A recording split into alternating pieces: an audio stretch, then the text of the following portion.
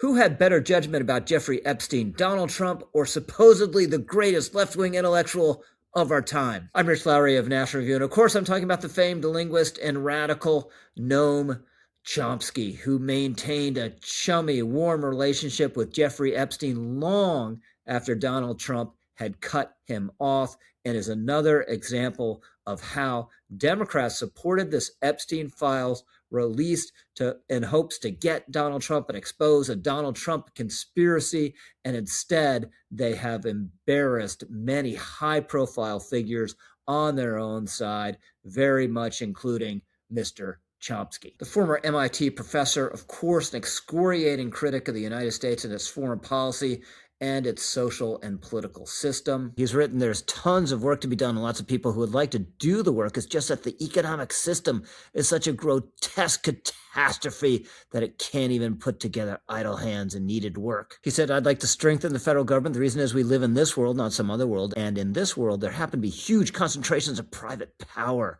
that are as close to tyranny and as close to totalitarian as anything humans have devised. As one writer said of Chomsky, the second major area to which he's contributed is his work on social, political analysis, political, social, and economic history, and critical assessment of current political circumstance. In Chomsky's view, although those in power might and do try to obscure their intentions and to defend their actions in ways that make them acceptable citizens, it is easy for anyone who's willing to be critical and consider the facts to discern what they are up to. This suggests that given Chomsky's unbending opposition to the oligarchy and a corrupt elite, he would never want to have anything to do with the likes of Jeffrey Epstein, right? Instead, Chomsky had pretty extensive dealings with Epstein. Now, when this first began to come to light, Chomsky said, oh, it wasn't a big deal. I just dealt with Epstein on some financial matters. Now that we've had these documents released, first by the House back in November, now these documents, that is obvious, was obvious BS. Last year, we had a document released where Chomsky was saying it was the most valuable experience to have maintained regular contact with Epstein. In the latest release, we've learned more. We have emails in 2016, Epstein writing to Chomsky, enjoyed, as always. Come to New York or Caribbean. Enjoy the food. We did too, very much, Chomsky replied. Valerie's always keen, that's his wife, on New York. I'm really fantasizing about the Caribbean island, presumably Epstein's notorious island. Then we have Epstein telling Chomsky he's free any time to meet up in New York City because, quote, everyone in the city besides us will be gone, separate from Woody. Maybe we can do it again. Chomsky replies, it'd be great to grab dinner with Epstein and the Allens, presumably Woody Allen and his wife. Of course, there was some phallus humor. Epstein said in another exchange that he thought of Chomsky and his wife as if they were Pluto and its moon. Chomsky replies back, who's Pluto?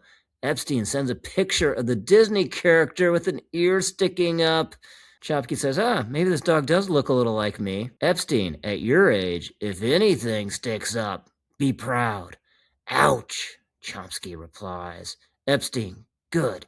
It still has feelings as well. Ladies and gentlemen, the foremost left-wing intellectual of our time. Now, of course, we all have our off-color moments, especially in private. But what was going on here? What's the source of the match between Noam Chomsky and Jeffrey Epstein? Well, one, you have to say, Epstein was a sociopath, and sociopaths tend to be very charming, and clearly Chomsky was charmed by Epstein. But also, Chomsky wanted to be in with the rich, famous, powerful people too, despite his political radicalism. And three, Epstein did help him with money, and Chomsky cared about money too, like everyone else. So I think this is a major critique of socialism and radicalism. The impulses, the human impulses, the elements of human nature that they want to ignore or suppress, they feel as well, and they tend to be comfortable with airing themselves, right? It's fine for them to be this way. It's fine for him to be friends with this member of the oligarchy or this guy who knows all the oligarchs, but otherwise we're just going to crush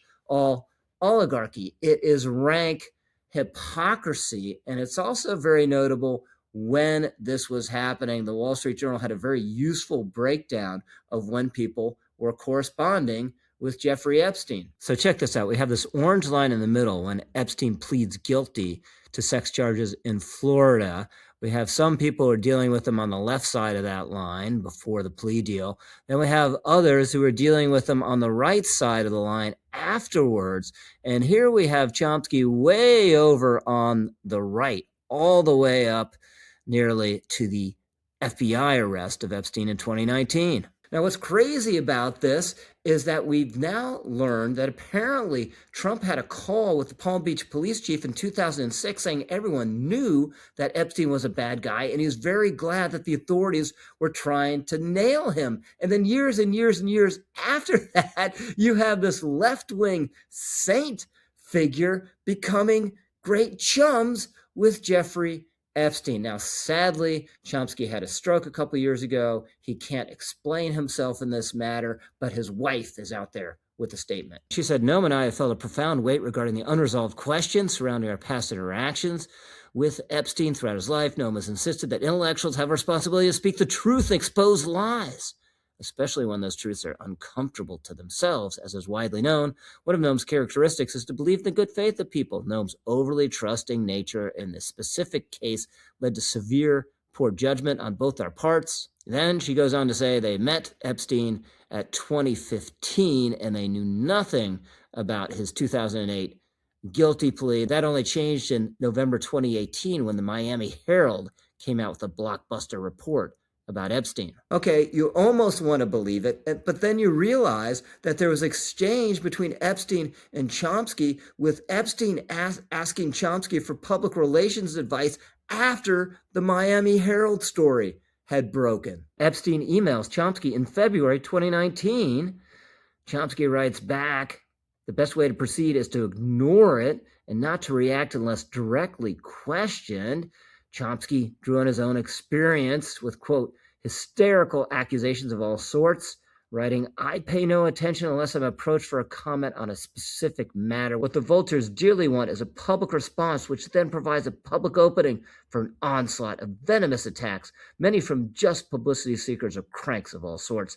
That's particularly true now with the hysteria that's developed about abuse of women, which has reached the point that even questioning a charge is a crime worse than murder. Ladies and gentlemen, once again, the foremost left-wing intellectual of our time. By the way, I should credit my colleague Jim Garrity, who collected a lot of this material in a post about this controversy. Now, Chomsky's wife also addressed this email exchange. Noam's email should be read in context. Epstein had claimed to Noam that he was being unfairly persecuted, and Noam was speaking from his own experience. Epstein created a manipulative narrative about this case, which Noam in good faith believed in. It's now clear that it was all orchestrated, having as at least one of Epstein's intentions to try to have someone like Noam repairing Epstein's reputation by association.